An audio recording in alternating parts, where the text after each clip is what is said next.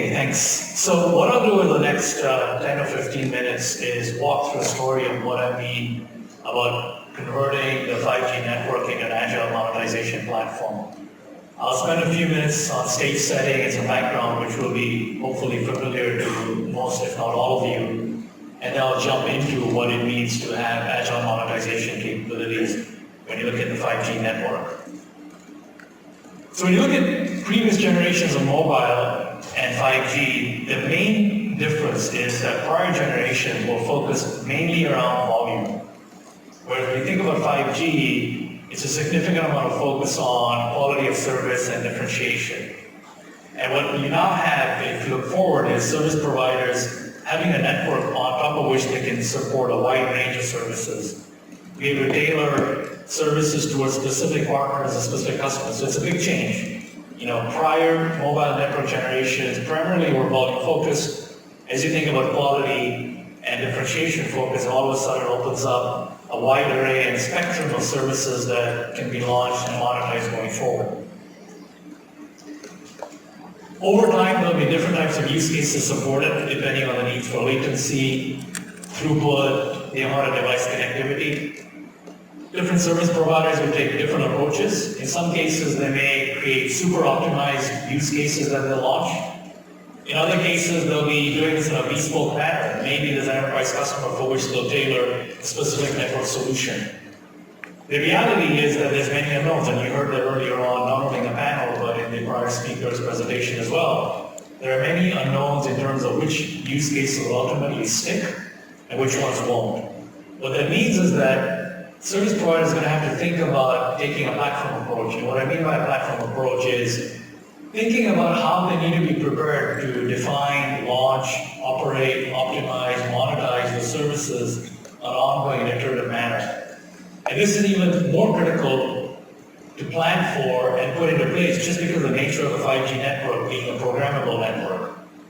Here we've come along to an era, especially as we get past this first phase of 5G, which is mainly around new radio on existing LTE core. As we get into the end of 2020 and into 2021, some new architectural constructs are going to start making their way into the 5G network, which is going to make this a programmable network, a network that has different levers that you can utilize to create new services. And there's really three things that I just want to hit on quickly.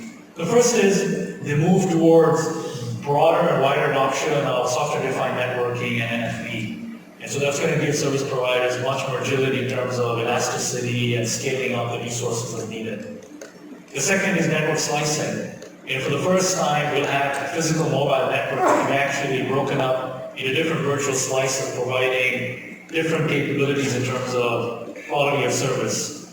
And the third piece is edge compute, where all of a sudden now, as 5G standalone architectures get rolled out, they'll have the ability to offload computing on nodes that are close to end users to provide lower latency in some cases, and in many cases support all kinds of new use cases, including things like private networks.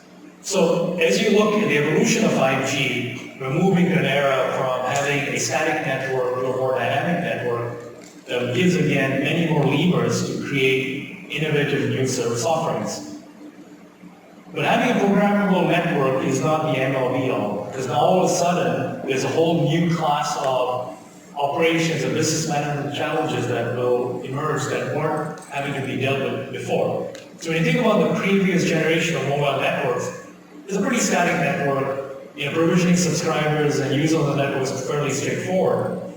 When you think about the future 5G network with all the levers and all the knobs and all the different capabilities you have, that you can design and define new services, you now need to think about the full service management lifecycle.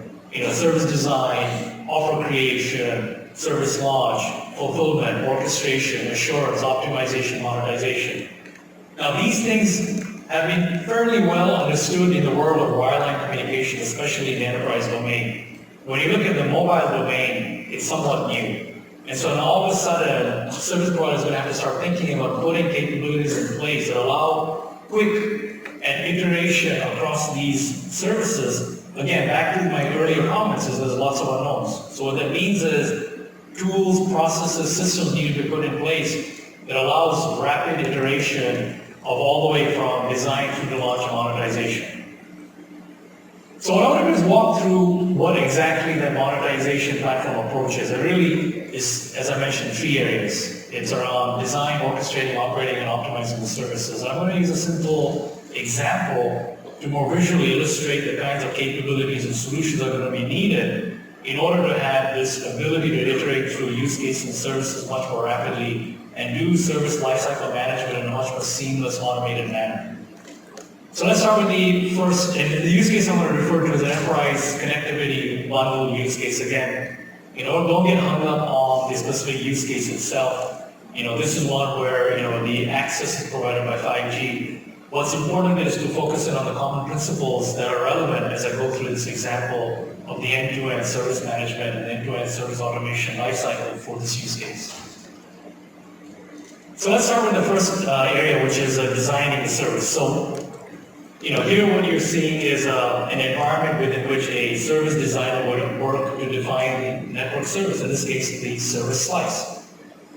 An infrastructure engineer would have uploaded into the system different building blocks covering the edge, the core, the transport, and then a service designer can come into an environment like this and construct the service slice, specifying the parameters for that particular slice, specifying policies such as scale-up policies where, depending on a specific trigger event, an action needs to be taken. So step 1 is a flexible environment within which a service designer can quickly construct new services, in this case a slice definition, which then can be instantiated into the network. And once the definition is done, the slice is instantiated into the network, now available for consumption by offers that will be based on that particular slice. And that's kind of the next step, which is constructing those commercial offers. Now, in many cases, if you think about 5G, a lot of it is going to be based on an ecosystem of capabilities that service providers will put together. So you need an environment within which you can support partners, support pricing, settlements, agreements. So once you onboard the partner capabilities, now you've got another building block within the system to construct offers from. And then you have a offer designer go into a commercial catalog like the one I'm showing here, where that designer would construct the service offering for end customers, using the partner capabilities that have been defined previously, using the slice, the service slice, which is the underlying service that that particular offer will use, specifying things like plans, pricing, allowances. So what we've completed there were the first 2 steps. Step 1 is designing the service, defining the slice in this case because it's a slice-based service, and instantiating that in the network. Second step is constructing and creating a commercial offer that's going to consume that slice as well as other partner capabilities that are part of that bundle. So now we move into the next stage. This is all around engagement with the end customer, making that offer available, being able to take the order. There's no rocket science here, really. I mean, part of it could be using assisted channels, part of it could be using digital channels. What I'm showing up here is a simple portal in which an end user can go in, select an offer, configure it, order it. Okay? Once the order is in, you need to now go through the process of fulfilling and orchestrating it. In some cases, depending on the composition of the bundle, there may be some long-lived orchestration flows that need to be processed. That may include some automated steps, some manual steps as well. And then, of course, you need to orchestrate the association of the customer's user equipment and end users with all the different resources that make up that network slice. So you need to go in and make sure that the association is done for the edge components, the core components, the transport components, and so that now when that end customer's equipment utilizes that service, it's accessing those particular resources that are designated for that particular network slice. Once the service is being consumed, you need to now think about ongoing operations and assurance. So previously what I've shown you was a topology view of the slice. What I'm showing you now here is a service tree view of the slice. So you have to have systems in place that monitor the consumption. In this case, what you're seeing is an active inventory view that shows the VMs that make up that end-to-end service chain. And you can monitor the user's consumption and make decisions on whether you need to provision more resources automatically or potentially trigger an action or a notification to an operations team that will do something in terms of enhancing, expanding the capability to meet the SLA that needs to be complied with as part of that offer. And then finally, the last piece is everything to do with charging and billing. So, you need to have in your network the ability to have charging solutions that can do things like slice isolation, manage and process events from different slices in different ways, support all the necessary load balancing for all the massive amount of events that need to be processed across all the different slices, have all kinds of interfaces to support different charging schemes. So that's kind of the piece that ultimately puts the money and the rubber to the road in terms of the charging and monetization. And then the last piece of this puzzle would be closing on the partner settlements for the solutions that make up the overall offer that include the partner components as well. So what I gave you there was an illustration of what it means to take a platform approach for monetization. As I mentioned before at the beginning, the nice thing about the standalone architecture of 5G that's coming in 2020 and beyond is it's indeed a programmable network. So with the programmability comes the ability to create new and innovative services. But in order to be able to make those services and bring them to life and get them into market, given that it's not entirely clear which services are going to stick or not, it needs to be put in place systems, tools, and processes that allow iteration through this entire life cycle that I described rapidly. All the way from design of the service through to definition of the commercial offer, being able to take orders and engage with the end customer, being able to take that order, fulfill it, and orchestrate the association of the customer's equipment with all the different resources that make up that entire service chain, be able to monitor it and assure it, ultimately be able to charge for it, bill for it, and of course manage all the settlements of the ecosystem that make up that particular offer. So what's important is that having the network in and of itself is step one. And so clearly we're making a huge amount of progress in getting that programmable network built out. And as these standalone architectures come along, there'll be significant amount of flexibility. But you need to be also thinking about the service providers, especially the mobile service providers that have not had to deal with this complexity of the entire service management lifecycle. You need to be thinking about what they'll do and what tools and systems they'll put in place in order to support these quick iterations around use cases that enable ultimately nailing down and really doubling down on those use cases that make sense and which ones don't.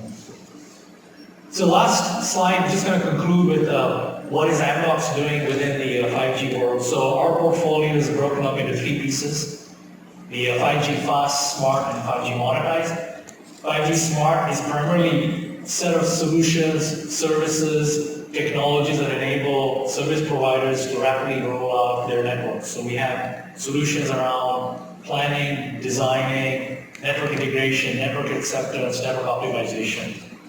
In the middle pillar, our 5G Smart portfolio is a set of capabilities that we have today and ones that we're building, or our orchestration, slice management, edge management, core OSS, hybrid OSS, and assurance. And the last part of our portfolio, which we call 5G Monetized, is primarily a suite of solutions around catalog management, partner management, convergent charging, real-time billing, eSIM solution, as well as policy management. So when you think about three capabilities that we have in each of those buckets, it's really supporting that end-to-end life cycle that I described before as well. So in conclusion, it's important that just having the network itself is not enough, meaning it's not really a field of dreams. Ultimately, you need to have on top of that the capabilities to monetize it and build out and launch the services in a much more rapid fashion using the tools and capabilities like I described before. I am around the rest of the day today. If you have any questions, seek me out. Feel free to send me an email as well. Thank you for your attention and have a great day.